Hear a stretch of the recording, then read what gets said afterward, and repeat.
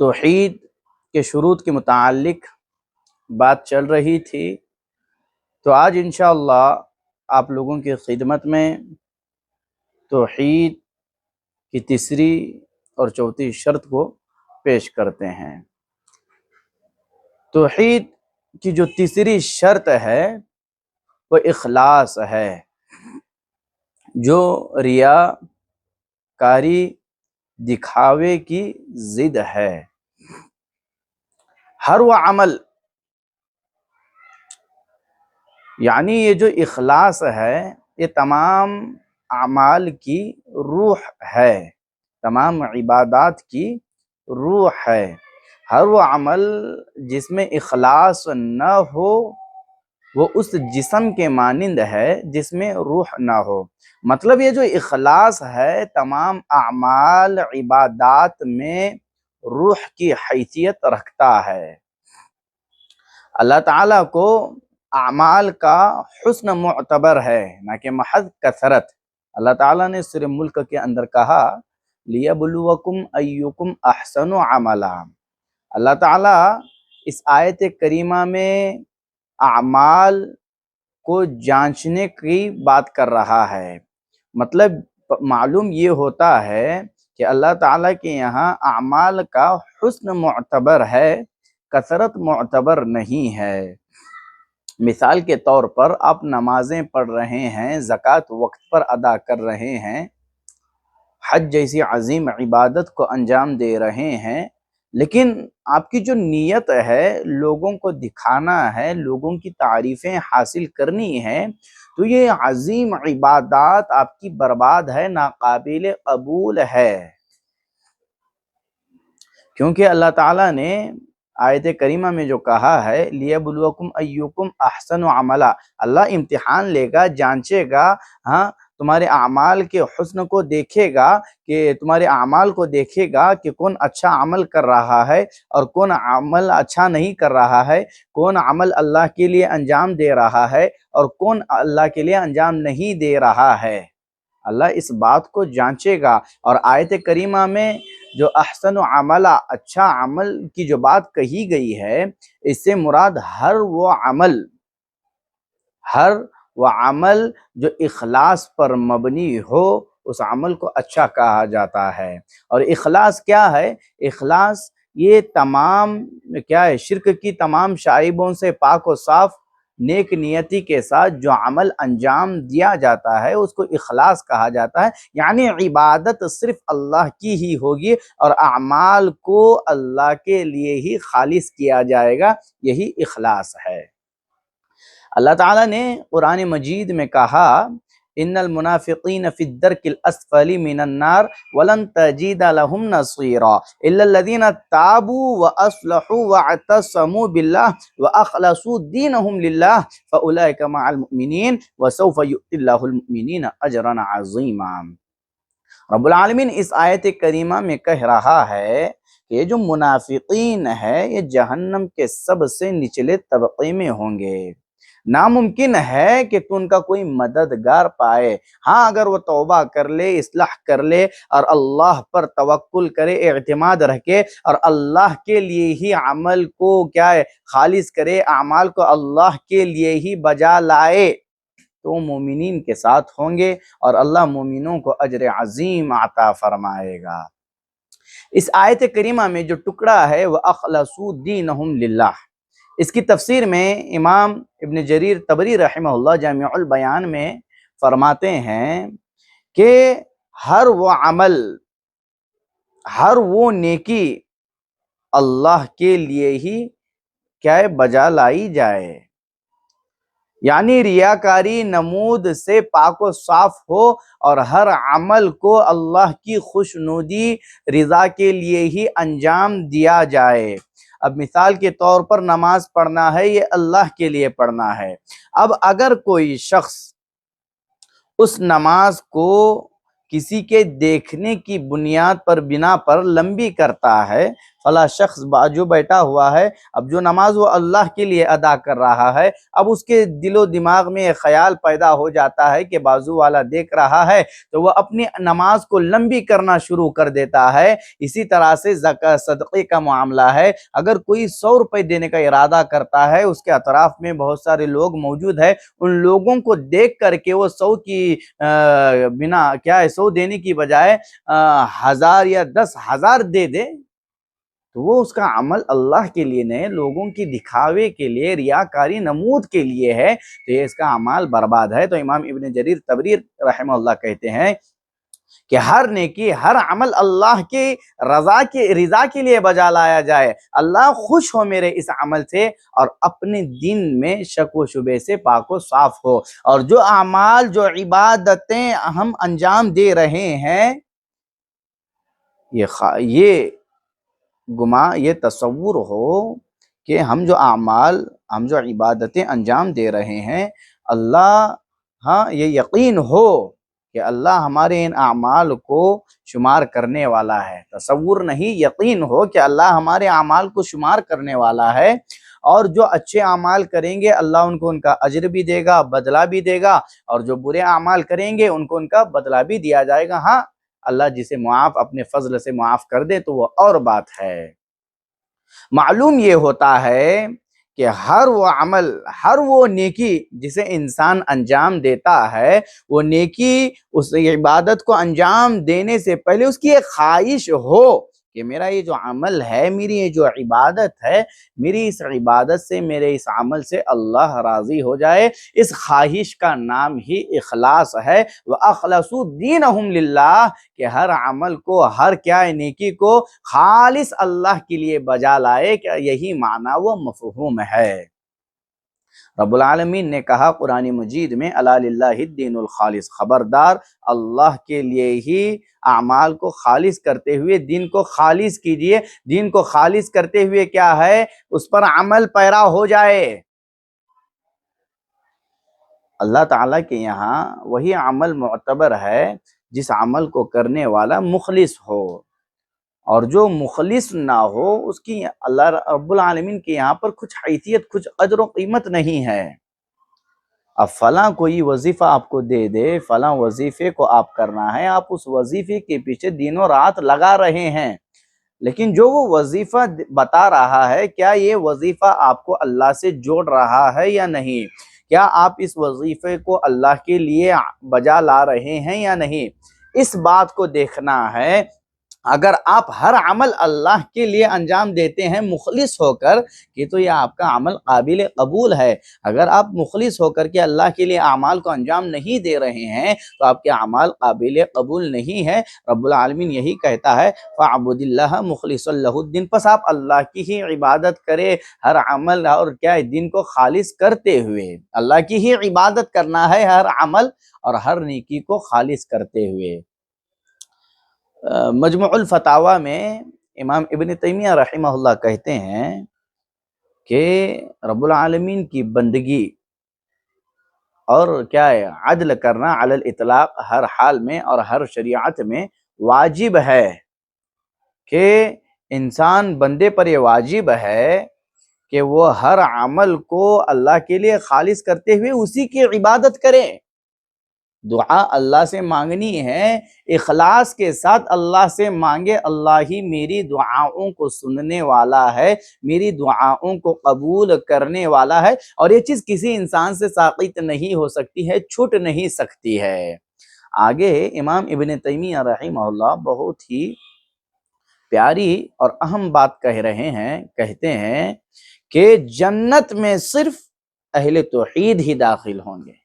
اللہ اکبر کبیرہ، کیونکہ حقیقی لا الہ الا اللہ کہنے والے یہی ہے، اور یہ رب العالمین کا اس کے بندوں پر اللہ کا یہ اس کے بندوں پر حق ہے کہ بندے کیا کرے؟ صرف اللہ کی ہی عبادت کرے، اسی کی ہی بندگی کرے۔ متفقن علیہ و روایت جس میں معاذ رضی اللہ عنہ سے نبی علیہ السلام نے کہا کہ معاذ، کیا تم جانتے ہو کہ اللہ تعالیٰ کا اس کے بندوں پر حق کیا ہے؟ تو معاذ رضی اللہ عنہ نے کہا کہ اللہ اور اس کے رسول زیادہ جانتے ہیں۔ تو نبی علیہ الصلوۃ والسلام نے کہا کہ اللہ کا اس کے بندوں پر حق یہ ہے کہ اس کے بندے صرف اللہ کی ہی عبادت کرے۔ جب اللہ تعالیٰ کے بندے عبادت کو اللہ کے لیے خالص کریں گے تو بندوں کا اللہ پر حق کیا ہے تمہیں معلوم ہے؟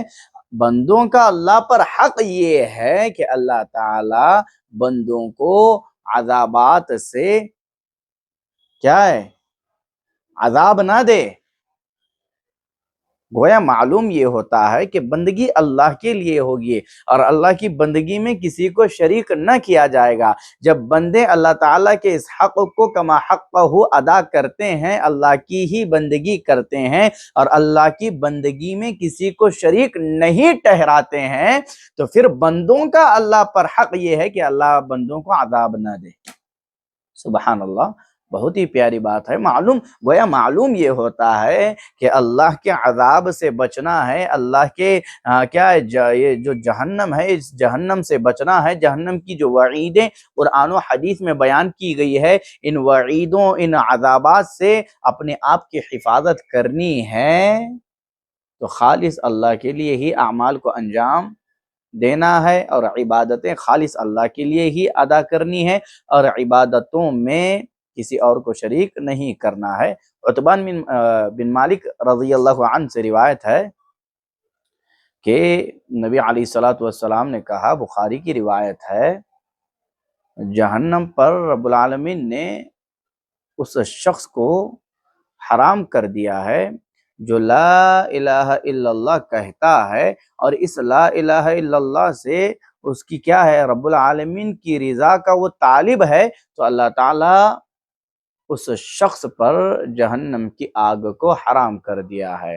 معلوم یہ ہوتا ہے کہ اگر کوئی شخص لا الہ الا اللہ کو رب العالمین کی رضا کی خاطر کہتا ہے، اخلاص نیت کے ساتھ کہتا ہے، تو اللہ تعالیٰ نے اس پر جہنم کی آگ کو حرام کر دیا ہے۔ اور امام بربہاری رحمہ اللہ شرح السنہ میں کہتے ہیں کہ جو شخص لا الہ الا اللہ کی گواہی سچی نیت اور اخلاص یقین کے ساتھ نہیں دیتا ہے تو اس کا ایک کلمہ قابل قبول نہیں ہے۔ اور وہ روایت کل قیامت کے دن نبی علیہ الصلوۃ والسلام کی شفاعت کا حقدار بھی وہی شخص ہوگا جو کلمہ توحید لا الہ الا اللہ کو سچی نیت اور اخلاص سے کیا ہے، سچی نیت اخلاص نیت کے ساتھ کہتا ہے۔ اسعد الناس بشفاعت یوم القیامہ من قال لا الہ الا اللہ خالصا من قلب او نفسہ۔ نبی علیہ الصلوۃ والسلام نے کہا کہ کل قیامت کے دن سب سے زیادہ میری شفاعت سے فیضیاب وہی شخص ہوگا جو لا الہ الا اللہ کو اخلاص نیت اپنی جی سے کہتا ہے۔ اخلاص نیت کے ساتھ جو لا الہ الا اللہ کہے گا اس کا ایک کلمہ قابل قبول ہے، اور جو اخلاص نیت کے ساتھ اس کلمے کو نہیں کہتا ہے تو اس کا ایک کلمہ قابل قبول نہیں ہے۔ یہ دوسری شرط ہے۔ اب تیسری شرط، یہ تیسری شرط تھی، اب چوتھی شرط جو ہے کلمہ توحید لا الہ الا اللہ کی، وہ سچائی ہے۔ اور سچائی یہ جھوٹ کی ضد ہے۔ سچائی یہ کہ جس کی کیا ہے دل و زبان ہم نوائی کرے، یہ سچائی ہے۔ اب منافقین کے تعلق سے، منافقین کی جو بری خصلت عادت ہے، اس تعلق سے رب العالمین نے قرآن مجید میں بڑے واضح الفاظ میں کہا ہے۔ سورہ منافقون کے اندر کہا کہ اذا جاءک المنافقون قالوا نشهد انک لرسول اللہ واللہ یعلم انک لرسولہ واللہ یشہد ان المنافقین لکاذبون۔ اللہ تعالیٰ قرآن مجید میں کہہ رہا ہے نبی علیہ الصلوۃ والسلام سے، جب یہ منافقین تیرے پاس آتے ہیں تو کہتے ہیں کہ آپ اللہ کے رسول ہے، واللہ یعلم انک لرسولہ، اور اللہ بھی جانتا ہے کہ آپ اللہ کے رسول ہے۔ آگے اللہ تعالیٰ کہتا ہے واللہ یشہد ان المنافقین لکاذبون، اللہ اس بات کی گواہی دے رہا ہے یہ جو منافقین ہے یہ قطعاً جھوٹے ہیں۔ معلوم یہ ہوتا ہے کہ منافقین نبی علیہ الصلوۃ والسلام کے پاس آتے ہیں اور کہتے ہیں کہ آپ اللہ کے رسول ہیں، اور یہ بھی کہتے ہیں کہ اللہ بھی اس بات کو جانتا ہے کہ آپ اللہ کے رسول ہیں، لیکن اللہ کیا گواہی دے رہا ہے؟ منافقین زبان سے یہ جو بات آپ سے کہہ رہے ہیں، ان کے دل میں یہ باتیں نہیں ہیں، یہ اپنے زبان سے تو کہہ رہے ہیں، ان کے دل میں کچھ اور ہے، یہ جھوٹے ہیں، ان کے قول سے دھوکہ نہ کھائیے گا۔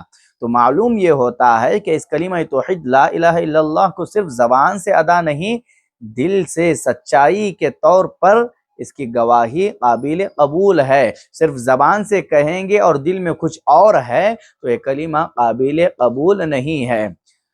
وہ روایت غالباً بخاری میں موجود ہے، طلحہ بن عبید اللہ رضی اللہ عنہ سے روایت ہے، نبی علیہ الصلوۃ والسلام کے پاس ایک دیہاتی شخص آیا جس کے بال پراگندہ تھے، اور آ کر کے کہا کہ اے اللہ کے رسول صلی اللہ علیہ وسلم، اللہ تعالیٰ نے مجھ پر کتنی نمازیں فرض کی ہے؟ تو نبی علیہ الصلوۃ والسلام نے کہا کہ اللہ تعالیٰ نے 5 وقت کی نمازیں تم پر فرض کی ہے، مگر یہ کہ تم کچھ نفل ادا کرو۔ اس کے بعد وہ شخص پھر پوچھتا ہے کہ اے اللہ کے رسول صلی اللہ علیہ وسلم، اللہ تعالیٰ نے مجھ پر کتنے روزے فرض کیے ہیں؟ تو نبی علیہ الصلوۃ والسلام نے کہا کہ اللہ تعالیٰ نے رمضان کے روزے فرض کیے ہیں، مگر یہ کہ تم کچھ نفل روزے رکھو۔ پھر اس کے بعد وہ زکوٰۃ کے تعلق سے نبی علیہ الصلوۃ والسلام سے سوال کرتا ہے، تو نبی علیہ الصلوۃ والسلام اسلام کے جو احکامات ہیں وہ بتاتے ہیں۔ اس کے بعد وہ شخص کہتا ہے کہ اے اللہ کے رسول صلی اللہ علیہ وسلم، اللہ تعالیٰ نے مجھ پر جن چیزوں کو فرض کیا ہے میں اس میں کچھ کمی نہیں کروں گا اور نہ ہی نفل ادا کروں گا۔ اللہ نے جو مجھ پر فرض کی ہوئی چیزیں ہیں اس میں ذرہ برابر بھی میں کمی نہیں کروں گا۔ پھر نبی علیہ الصلوۃ والسلام نے جب اس شخص نے بات کہی تو نبی علیہ الصلوۃ والسلام نے کہا کہ اگر یہ اپنی بات میں سچا ہے تو یہ جنت میں داخل ہوگا، اگر یہ بات میں سچا ہے تو یہ کامیاب ہے۔ گویا معلوم یہ ہوتا ہے کہ جو کچھ ہم کہہ رہے ہیں اس پر سچائی کی شرط لگاتے ہوئے نبی علیہ الصلوۃ والسلام نے جنت کی بات کہی ہے۔ جو کچھ کہہ رہے ہیں اس میں سچائی مطلوب ہے، سچائی قابل قبول ہے، سچائی کی شرط یہاں پر لگائی گئی ہے، اگر یہ اپنے بات میں سچا ہوتا ہے تو یہ جنت میں جائے گا۔ تو معلوم یہ ہوتا ہے کہ کلمہ توحید لا الہ الا اللہ کو کہنے والا زبان سے جو کہے، سچائی اپنے بات میں اپنے دعوے میں یہ بالکل سچا ثابت ہو۔ اسی طرح سے رب العالمین نے سورہ توبہ کے اندر کہا ہے، یا ایھا الذین آمنوا اتقوا اللہ وکونوا مع الصادقین، اے ایمان والو اللہ کا تقوی اختیار کرو اور سچوں کے ساتھ رہو۔ اب امام ابن جریر طبری رحمہ اللہ جامع البیان میں اس آیت کی تفسیر میں کہتے ہیں کہ اللہ تعالیٰ کے عذابات سے بچنے، اللہ تعالیٰ کی جو پکڑ ہے وہ بڑی سخت ہے۔ اللہ تعالیٰ کی پکڑ سے کیسے بچا جائے گا؟ اللہ تعالیٰ کی جو عذابات ہے ان سے کیسے بچا جائے گا؟ اللہ تعالیٰ مومنوں سے کہہ رہا ہے جو اللہ اور اس کے رسول صلی اللہ علیہ وسلم پر ایمان لائے ہیں، تم اللہ تعالیٰ کے فرائض کی ادائیگی کرو اور اس کے حدود کی پامالی سے بچتے ہوئے اللہ کو اپنے نگاہوں کے سامنے رکھو، یعنی تم جہاں کہیں بھی رہو اللہ تمہیں دیکھ رہا ہے، اور جو دنیا میں اللہ کی ولایت اطاعت کرنے والے جو لوگ ہیں ان کی صحبت اختیار کرو، ان کے ساتھ رہو۔ مطلب یہ کہ دنیا میں جو قرآن و حدیث پر عمل کرنے والے جو لوگ ہیں ان کو اپنا دوست بناؤ، ان کے ساتھ رہو، تاکہ تم قیامت کے دن جنت میں سچوں اور صادقین کے ساتھ رہو۔ تو معلوم یہ ہوتا ہے کہ اللہ تعالیٰ کی پکڑ اور عذابات سے بچنے کا جو طریقہ ہے وہ یہی کہ اللہ تعالیٰ کی فرائض کی ادائیگی کی جائے اور اس کے جو حدود ہے اس کی پامالی سے بچا جائے، اور اس دنیا میں دوست ان کو بنائے جو اللہ کی ولایت یعنی جو اللہ کے ولی ہے اور جو اللہ کی اطاعت کرنے والے جو لوگ ہیں اہل الحدیث، جن کا عمل قرآن و حدیث کی بنیاد پر ہے، ان کو اپنا دوست بناؤ تاکہ تم جنت میں سچوں کے ساتھ رہو۔ مطلب یہ معلوم ہوتا ہے کہ قول اور فعل میں تضاد نہیں ہونا چاہیے، جو قول ہے فعل بھی وہی ہونا چاہیے، منافقین کی طرح نہیں، قول کچھ اور فعل کچھ اور، دونوں میں تضاد پایا جاتا تھا، قول کچھ اور ہوتا تھا فعل کچھ اور ہوتا تھا، تو اس طریقے سے نہیں ہونا چاہیے۔ اور یہ جو سچی کلمہ توحید لا الہ الا اللہ کی جو چوتھی شرط سچائی ہے، یہ سچائی ہی کل قیامت کے دن ایک مسلمان کو نجات دلائے گی، اس کو کامیابی کے راستے پر لا کھڑا کرے گی، اللہ تعالیٰ کے عذابات سے اس کو بچائے گی، اور یہ جو جنت ہے، ہاں یہ جو جنت میں نہریں ہیں اس میں اس کو داخل کرے گی۔ دلیل کیا ہے؟ قرآن مجید میں اللہ تعالیٰ نے سورہ مائدہ کے اندر کہا، قال اللہ ھذا یوم ینفع الصادقین صدقهم لهم جنات تجری من تحتها الانہار خالدین فیہا ابدا رضی اللہ عنہم ورضوا عن ذلک الفوز العظیم۔ قیامت کا یہ وہ دن ہے جو سچوں کو ان کے سچے ہونے کا فائدہ ہوگا، اور ان کے لیے ایسے باغات ہے جس کے نیچے نہریں بہتی ہے، جن میں وہ ہمیشہ ہمیشہ رہیں گے، اور کیا ہے اللہ تعالیٰ ان سے راضی اور خوش ہے، اور وہ اللہ سے راضی اور وہ راضی اور خوش ہے، اور یہ سب سے بڑی کامیابی ہے۔ معلوم یہ ہوتا ہے جو کلمہ توحید لا الہ الا اللہ کو کہنے والے ہیں، اگر اپنے اس قول اور فعل میں وہ سچے ہیں تو ان کے سچے ہونے کا فائدہ ان کو کل قیامت کے دن ملے گا، اور اللہ تعالیٰ ایسے لوگوں کو جنت میں داخل کرے گا، ایسی جنت جس کے نیچے نہریں بہتی ہے، جس میں وہ ہمیشہ رہیں گے، اور اللہ ان سے راضی ہے، خوش ہے، اور وہ لوگ اللہ سے راضی اور خوش ہے، اور یہی سب سے بڑی کامیابی ہے۔ خلاصے کے طور پر یہی کہوں گا کہ کلمہ توحید لا الہ الا اللہ کی جو تیسری شرط ہے وہ اخلاص ہے، اور اخلاص یہ تمام اعمال عبادات کی روح ہے، اخلاص یہ روح کی حیثیت ہے رکھتا ہے، اخلاص نہیں ہے تو پھر اعمال قابل قبول نہیں ہے۔ کلمہ توحید لا الہ الا اللہ کہتے جائیں گے لیکن اخلاص نیت کے ساتھ اس کلمے کو ادا نہیں کر رہے ہیں تو یہ کلمہ مجھے اور آپ کو فائدہ نہیں دے گا۔ اور چوتھی شرط جو ہے وہ سچائی ہے، جو جھوٹ کی ضد ہے، ہم جو کہے اس میں پورے کے پورے مکمل طور پر سچے اترے، ایسے نہیں کہ یہاں پر کچھ اور کہہ رہے ہیں اور پھر وہاں پر جا کر کے کچھ اور، تو یہ کچھ فائدہ نہیں دے گا۔ تو تیسری اور چوتھی شرط یہ اہم ہے، تیسری شرط اخلاص ہے اور چوتھی شرط یہ سچائی ہے۔ اللہ تعالیٰ سے دعا کرتے ہیں کہ اللہ تعالیٰ مجھے اور آپ کو مخلص بنائے اور اپنے قول و فعل میں سچا بنائے۔ آمین۔ وآخر دعوانا ان الحمد للہ رب العالمین، والسلام علیکم ورحمۃ اللہ وبرکاتہ۔